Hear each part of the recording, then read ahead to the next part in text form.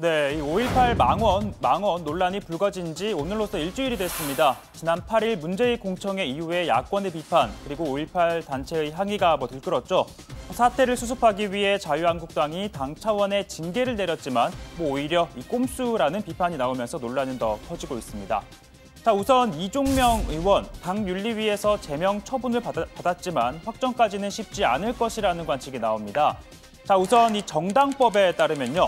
당이 소속 의원을 제명을 하려면 재적 의원 2분의 1 이상이 찬성을 해야 합니다. 자, 그런데 한국당은 3분의 2 이상이 필요하다고 당규로 정해놨습니다. 자, 한국당 의원이 113명이니까 이 정당법으로는 57명 이상이 찬성하면 되지만 이 당규를 적용하면 75명 이상이 동의를 해야 제명이 확정이 되는 겁니다. 그러니까 훨씬 더 문턱이 높아진 건데요.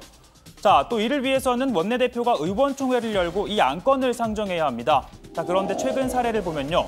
홍준표 대표 시절 의총 소집 권한을 가진 정우택 원내대표가 당시 서청원, 최경환 의원 제명을 투표할 의총 소집을 거부했습니다.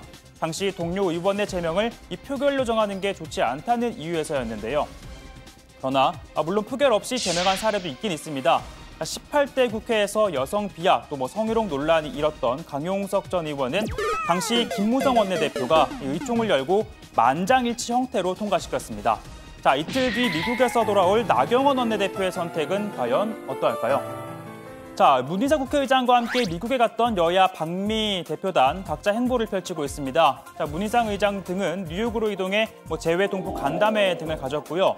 하지만 나경원 원내대표는 뉴욕으로 가지 않고 워싱턴에 남았습니다. 그러면서 미국 주요 인사들을 만나며 2차 북미 정상회담 등에 대한 입장을 전달했습니다.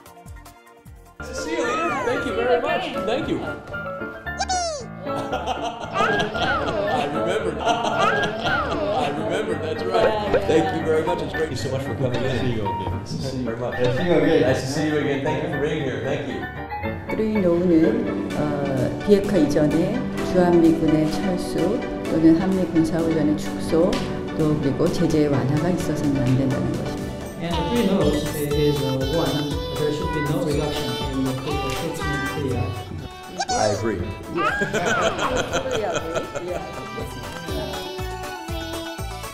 자, 근데 처음에 인사를 할 때요.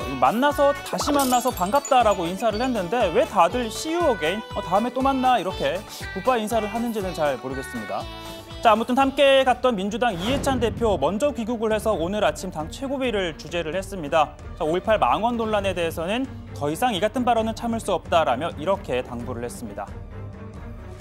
어떻게 광주 80년대 광주의 아픔을 정치적으로 이용한단 말입니까?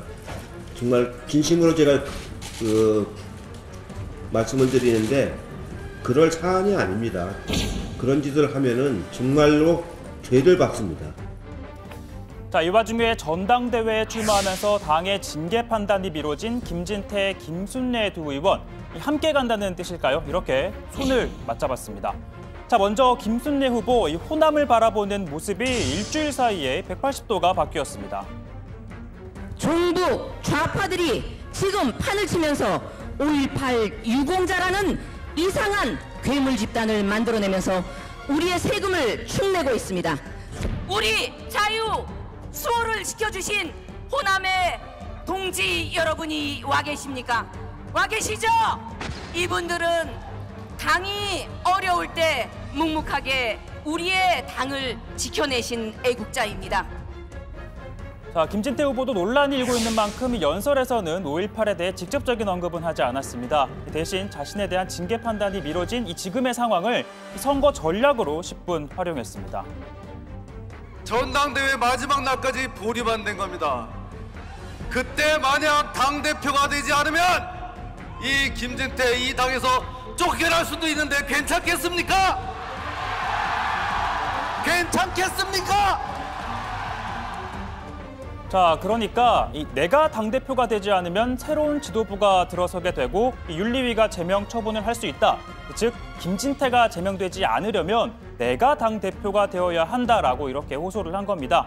자, 그러다 보니까 김진태, 김순례 의원에 대해 징계를 유예한 한국당 윤리위 결정에 대해 민주당은 이렇게 비판합니다. 자유한국당은 헌법 제1조의 가치를 외면하고 스스로 역사 왜곡을 바로잡을 의지가 없다는 것을 재확인시켜줬습니다.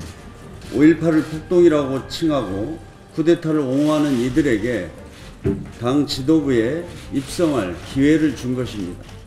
자, 그런데 이에 대해 한국당은요. 자, 우리 당 당원 당규에 따라 처분한 것이다. 자, 다른 당에서 이걸 갖고 문제 삼고 또 공격하는 건 받아들일 수 없다고 비판했습니다.